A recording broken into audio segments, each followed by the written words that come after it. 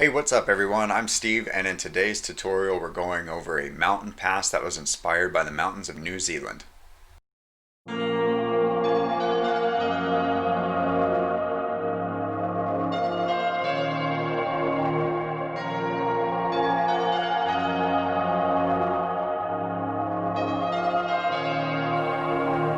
Okay, so we're starting off with an 18 by 24 stretch canvas that's been triple primed with white primer.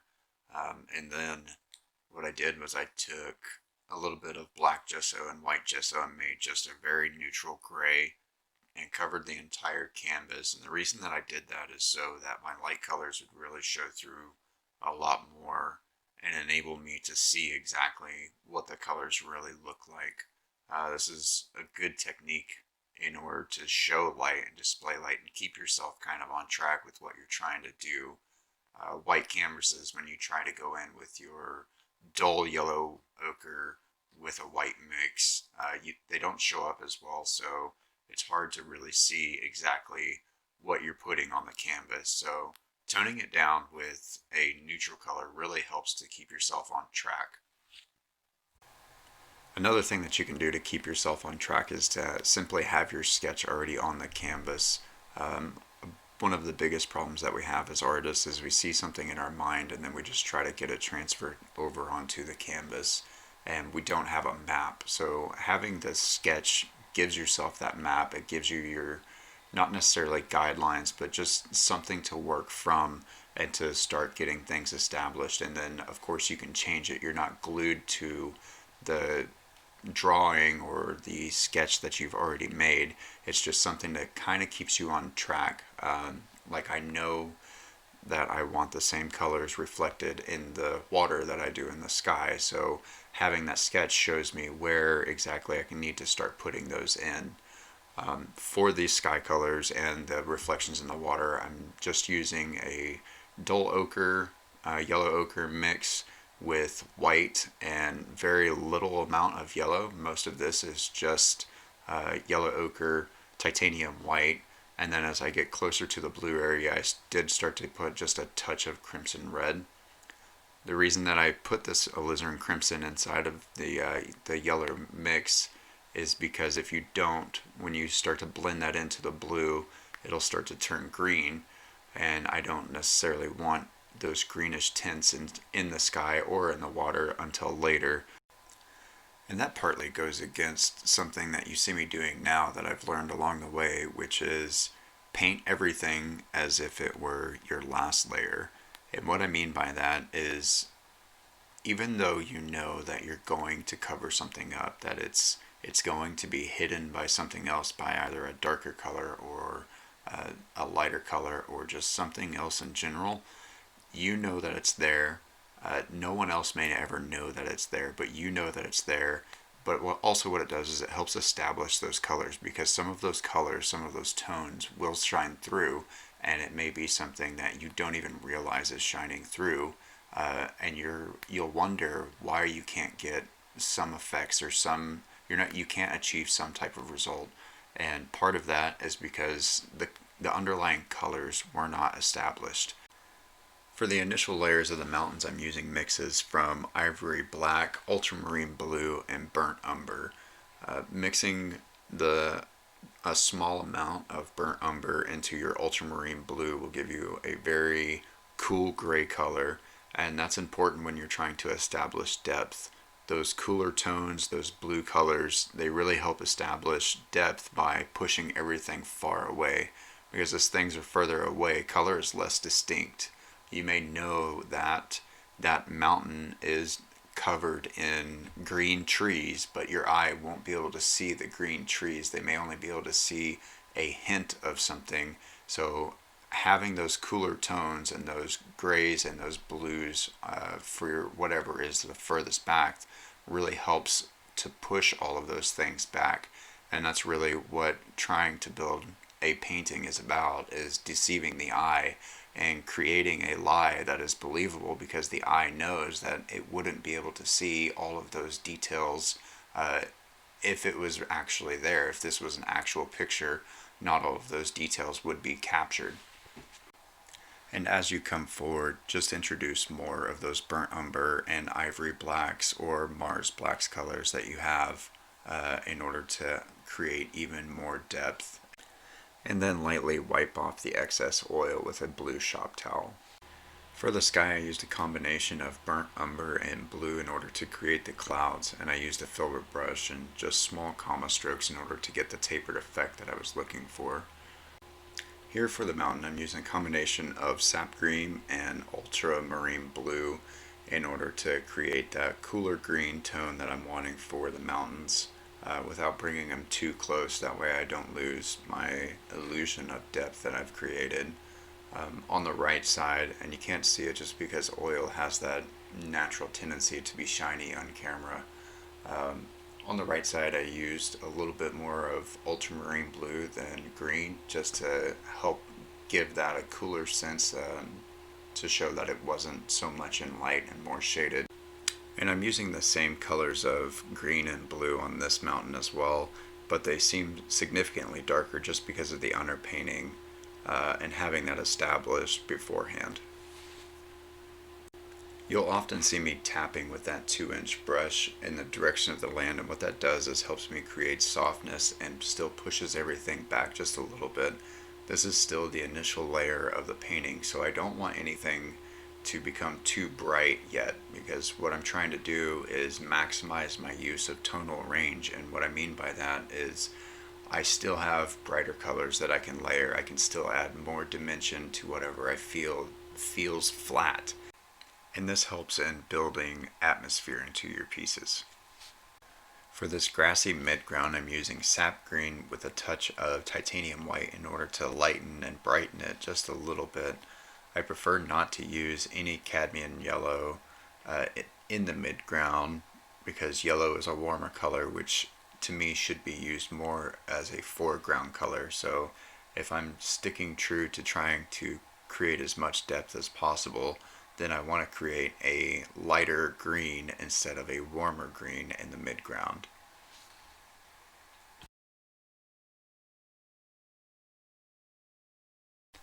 For the reflections, I have just a simple sketch of the mountains because I've learned throughout the numerous paintings that I've done that I don't think having the exact shape is critically imperative in order to have the illusion of a reflection.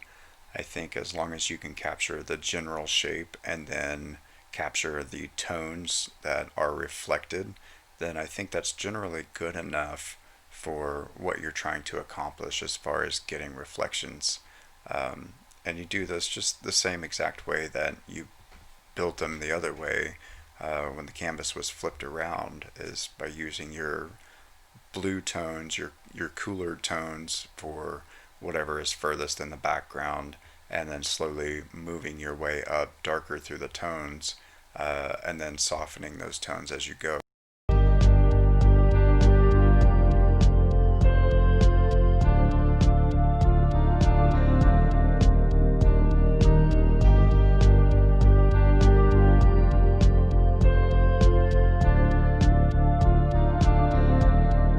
It's important that as you go, you're using something to take some of the excess oil off from your canvas as you go. Because if you don't, a lot of times, especially with oils, what'll happen is you'll just notice that everything just kind of turns into mud. Paint from your brush doesn't really stick to the canvas anymore, so you end up trying to put more paint on, and then it just turns into just a muddy mess. And then I know what I usually do is I get frustrated and then I just stop because I'm not happy with the outcome. So using this blue shop towel to just dab and just lightly kind of scrape away some of that excess oil helps out tremendously whenever you're trying to actually do all of your layers and get everything to look exactly how you want it to look.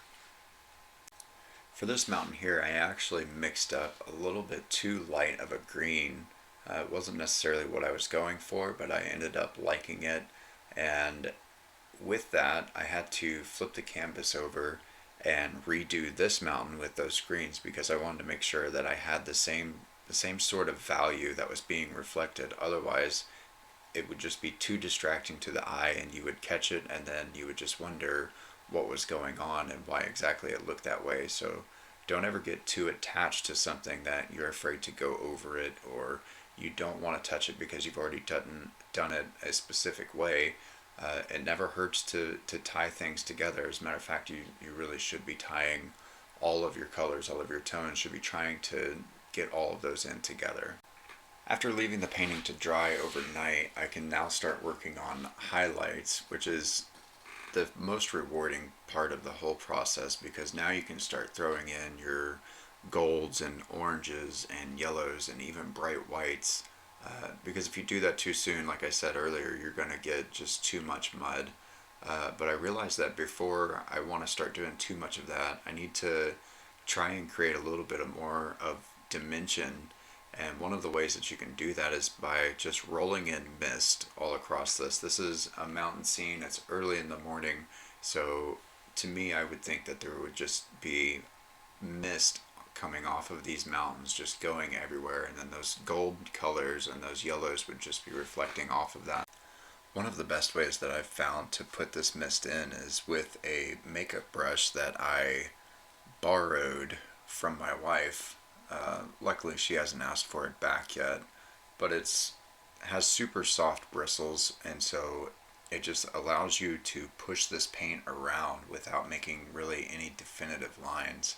And then if you put just a very small amount of paint on, work it around, and then use it to just blend and melt into whatever the underpainting is, it really allows you to create just this awesome effect that there's something there, and people will think that you spent so much time on this, and really you didn't. But what I would recommend is that you use a lighter color such as white. A lot of times I will put just a touch of ultramarine blue inside of my mist, just because that will help you to create that little bit of dimension, a little bit of a shadow. Mist isn't just one color of either just white or gray. So put in a little bit of ultramarine blue, just a touch, just enough to dull it down. Get that in, get it the way that you want, and then you can go across and you can highlight with either titanium white or whatever your sky colors are, if you have like an early morning sunrise like we have here. And then just put that on wherever you want those brightest parts to be. If there's layers of mist, then have them, of course, oriented towards wherever your light source is, and that will really help you out in building that dimension. For these trees, you can see that I made them just barely darker than that mountain range that's right there, and the only reason I did that was to kind of break up that area, because I like the mist and the effect that it's created, but really wherever I can get any type of contrast, that's what I'm looking for. So whenever I see something that I've put in that is extremely light, I want to put something extremely dark over top of it, because that helps push that back. So anytime you see anything in your paintings that's either extremely light or extremely dark, start identifying those areas and figuring out what you can put on top of them in order to make contrasts. Having a layer of mist floating above the ground is something that I've always wanted to try, but I've never just pulled the trigger on it and went for it. I did it here with the makeup brush and just using the sharp edge in order to get those nice crisp lines, and then just kind of faded them out as I went, and then put highlights on top of those in order to show the difference between what the light was actually hitting and what it wasn't.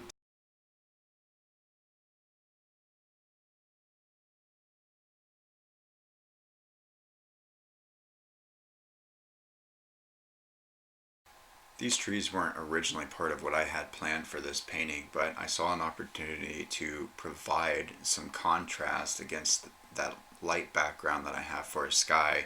So I put these trees in, and I usually don't use a brush that's this small for something that would be essentially so far away, but I really wanted to have those crisp lines and edges that really broke up and showed a lot of contrast between what was happening in the midground with these trees and what was happening in the background, especially, the furthest parts away from the viewer, the furthest parts of that sky.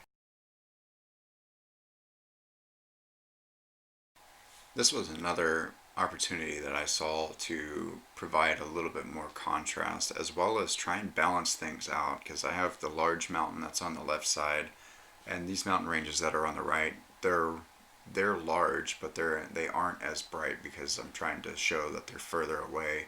So in order to balance the whole thing out, I wanted to put something here, some sort of land mass, maybe that wraps around from the other side. And then, so I just put that in with straight ivory black right out of the tube, wiped it down, and then I start putting on these bright greens. This green actually has quite a bit of cadmium yellow in it, in order to show that it's significantly closer than anything else in the painting.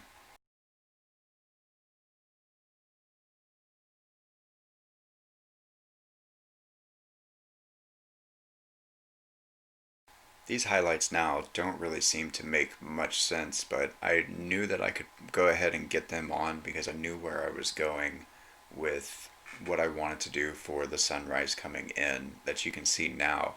I knew that I was going to have it blurring those mountain edges and seem to just be pouring through, and lighting up all of that mist and just creating just something very bright. So all I did was I took yellow ochre with a lot of white, warmed up the centerpiece, and then put pure titanium white on a fan brush and pulled it out so that it's shining right there on that mist that we had, and it would be reflecting up into the grassy knoll. And then used the makeup brush to put in more of that yellow ochre tone and more of those sunrise colors into the mountain, to show just a little bit more depth and dimension and warming everything up. One of my favorite parts of the painting is doing the highlights on the clouds, because until now they just seem like these dark masses that are there. They really don't have much of a purpose except for to cover other things up, and they don't feel like clouds yet. I'm using the makeup brush again because it does have such a fine point and it is such a soft bristle that I can really blend it and scatter those colors across. And that really helps you to get more of a three-dimensional feel to them.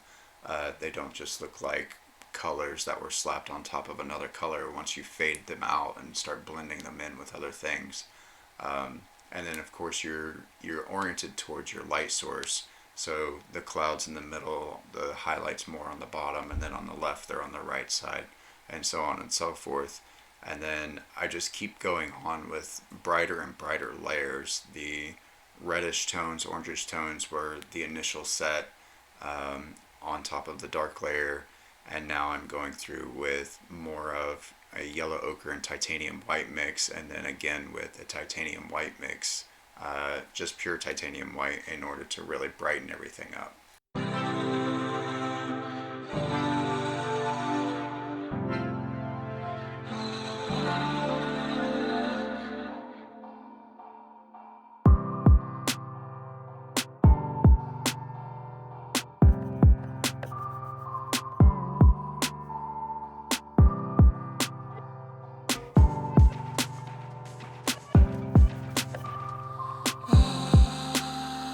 We're coming up on the end of the project now, and really all that's left is putting in the base colors and tones for the reflections. These don't have to match exactly, like I said earlier, they don't have to match exactly what's in the ground that they're reflecting, but mostly just a general shape and color, and then pull those reflections with a large brush, pull those straight to the horizon line, and then gently sweep left to right, straight across. This kind of helps give it that shimmered, mirrored effect, and makes it more look like more of a reflection rather than significant detail. You don't necessarily want all of those great details in there because it is water. As it moves, as it ripples, a lot of those details are lost in translation. So get the tones down, do your gentle sweeps, and make it look more like glass rather than an actual subject.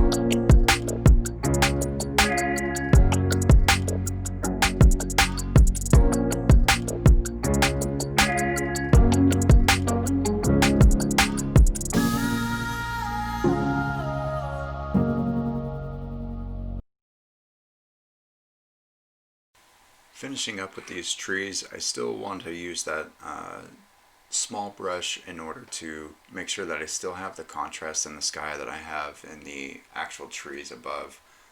And in order to do that, I really don't feel that I can do that with another brush other than this small one. I'm still going to go across and sweep gently across, but I'm going to do it so that it doesn't smear and break up all of those lines that I've really worked so hard to create. And of course, one of the best parts of the painting is putting the highlights on the trees, so you have to save that for last. I would encourage you to wait until the entire tree is dry before you go to do this, because you really only have one shot, otherwise it'll turn into mud. So be patient and then enjoy.